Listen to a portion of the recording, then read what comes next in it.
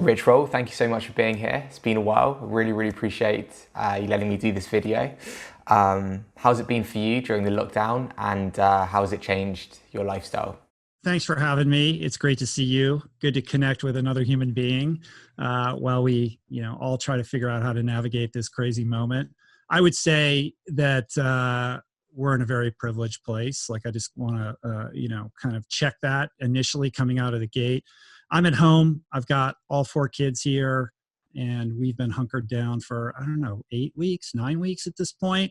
And overall, there's been a lot of blessings for us. Like we've been able to enjoy our kids and have family dinners and family movie night.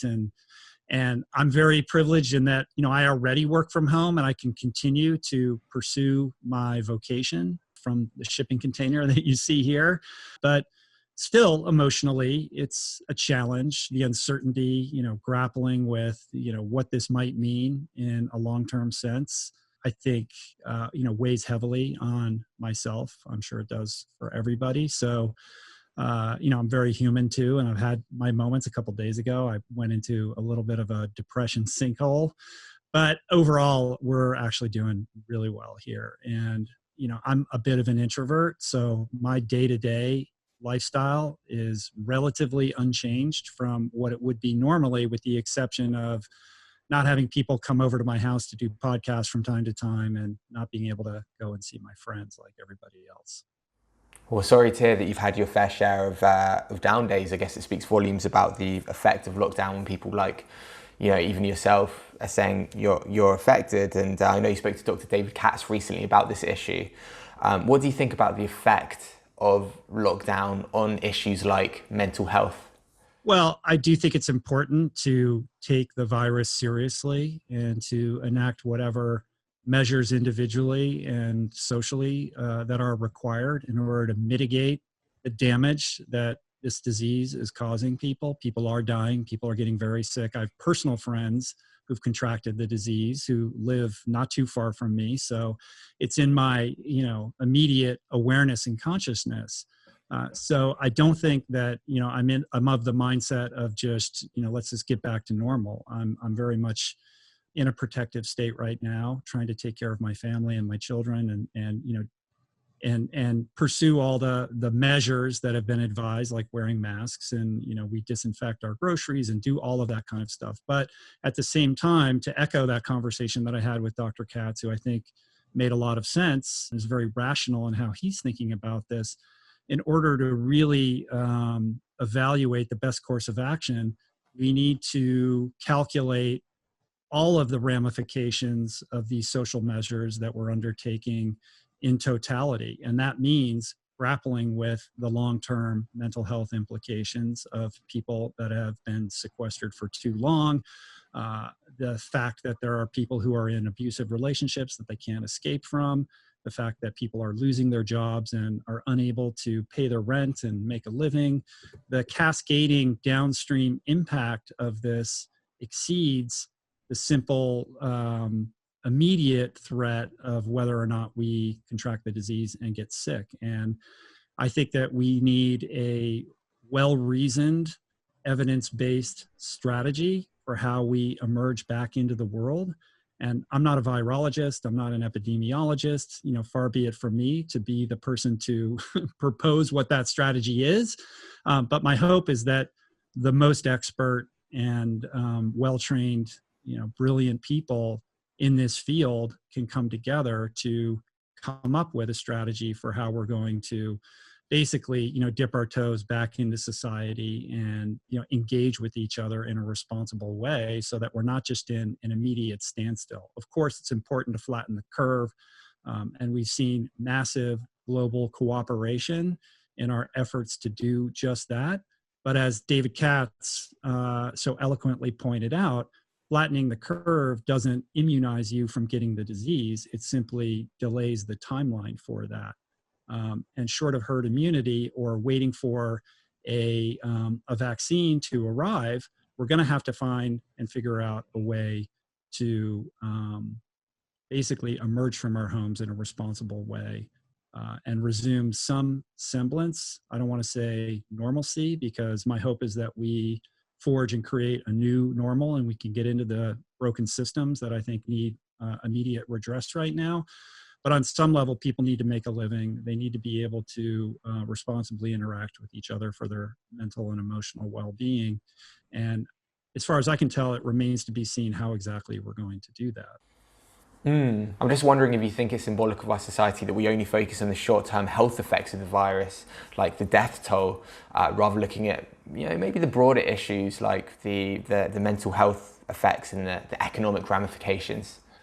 Yeah, I mean, I think that as a society, we tend to evaluate these types of threats in one or other variety of extremes. It's either sequester ad infinitum or back to work immediately, and there's very little room for a nuanced conversation, a middle ground that might make sense.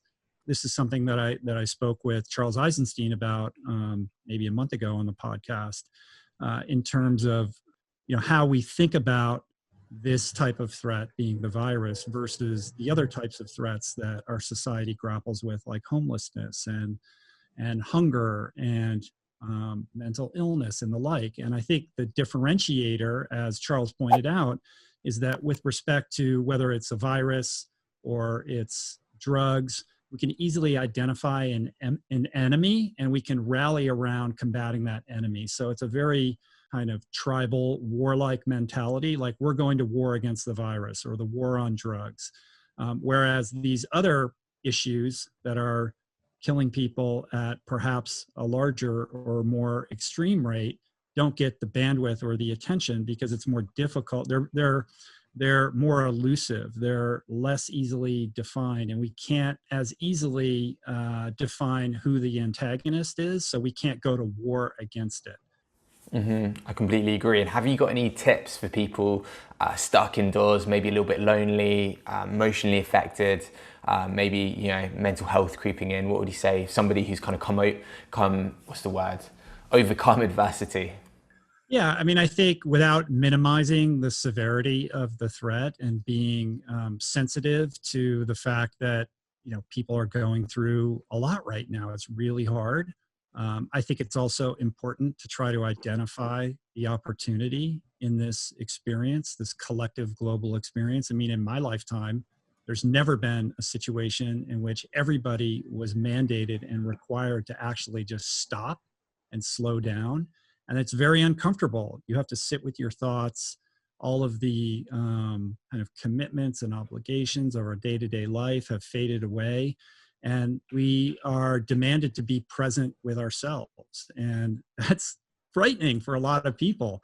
I can't remember who said it, but somebody wise said something along the lines of, man's suffering can be rooted to his inability to sit alone quietly with himself. And I think a lot of people are experiencing that right now, and then creating distractions, whether it's Netflix or just, too many Instagram lives or whatever it is. And I feel like they're shortcutting themselves from this opportunity, which is to take advantage of this slowdown to more deeply connect with who you are.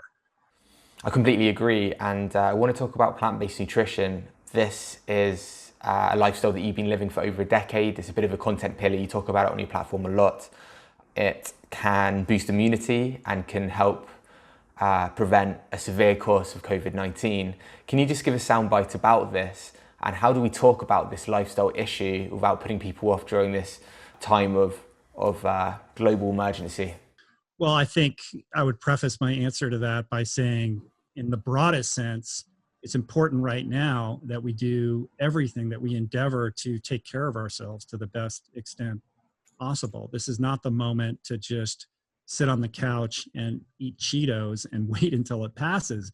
We have to remain physically active. We have to take care of this physical vessel because we need our immunity to be functioning optimally. So should we encounter this virus, we're in the best position in order to combat it for ourselves. And for me, that means exercise, that means mindfulness practices, that means meditation. But of course, it also means diet. David Katz pointed this out also in the podcast. Doing what we can to buttress our immune response is something that is also been lost in the broader mainstream media conversation around this. And to say that diet and exercise don't impact our immune system is complete insanity, right? What we put into our bodies, how we move our bodies, has a direct and immediate impact on the extent to which our immune system is adequately fit to manage whatever is thrown in its direction. And by all indications, and I think you would agree with me, eating a plant-based diet, a whole food plant-based diet, puts you in a pretty optimal position in order to be your healthiest self should you come in contact with COVID-19. Mm-hmm. You've spoken about your frustration around COVID-19. I think I saw on your Instagram, you talked about the speculation around this topic. Why do you think there's so many people in the plant-based community that are open to accepting health misinformation, whether it's anti-vax, whether it's about vitamin C? What's your take on this sort of stuff? It's a great question. I don't know that I can arrive at a pithy answer for you, but I do think that we're in an information war right now. My hope and aspiration in the wake of the 2016 election would be that we would recognize how social media can be weaponized to swing public opinion one way or the other, and the power that conspiracy theories can hold sway over large numbers of people. But what we have seen instead is an explosion of that. And I think it's incumbent upon everybody to be very mindful of your information diet, the silo in which you exist, and to be a critical thinker about the information that's being presented to you. I don't know why people in the plant-based community would is that even true? Like, I don't even know if that's true. But to your point, if it is true that there's a swath of the plant-based community that is more swayable into some less evidence-based information around COVID and other things, the only theory that I could come up with is that to pursue a plant-based lifestyle is still, despite massive adoption of this and the mainstreaming of it, it sits outside what's acceptable in the broader context of culture, right? And I think people craft identities around that, and then they see themselves as outliers bucking up against the system. And I think to continue to affirm that identity, it makes you more susceptible to other outlier ideas because you identify with being somebody who's standing against the system. And perhaps that makes you more amenable to adopting ideas that are not as scientifically backed as they should be. For sure. I've really got a admiration for the way you talk about nutrition on your platform, but you include other topics as well. So you're not defined by the lifestyle that's helped turn your life around. I just want to know what the strategy behind this is, and what's it been like watching the plant-based movement evolve over the last 10 to 15 years. I've got a huge amount of nostalgia, remembering you when you first started, and kind of both of our platforms kind of growing in unison. And I come to your house a couple of times in 2017 and 18, and what's your take on how everything's developing? I mean, the evolution of the plant-based movement has just been tremendous. And, it's just amazing to see your channel explode and to see so many other interesting, dynamic, intelligent people sharing amazing content on YouTube and podcasts, et cetera, over the last decade is just been an extraordinary thing to witness. And I feel proud to be, part of this movement. And it has evolved quite a bit since I began, sharing online about this. In terms of like my own personal strategy, I don't know that I really think about it in terms of this is my strategy and this is why I'm doing things the way that I'm doing them. I can tell you that, I went plant-based initially out of health concerns. And also, if I'm being perfectly honest, out of vanity concerns. Like, I was overweight. I didn't like how I looked. I didn't like how I felt. And that was what initiated me into this lifestyle. And over the last 13 years, I've continued to evolve. I've continued to grow. Issues surrounding ethics, animal agriculture, the environment were not part of my mental calculus when I initially took the leap. And so I'm always sensitive to trying to meet people where they're at. And I think that that informs how I choose to communicate to my audience, whether it's on YouTube or in a podcast. It's not for me to judge anybody. I'm here to share my experience. I don't try to give advice. I try to share information. I'm happy to talk about all these things if people ask me questions about it. But I retreat from being overly proselytizing, because I don't think that's an effective strategy.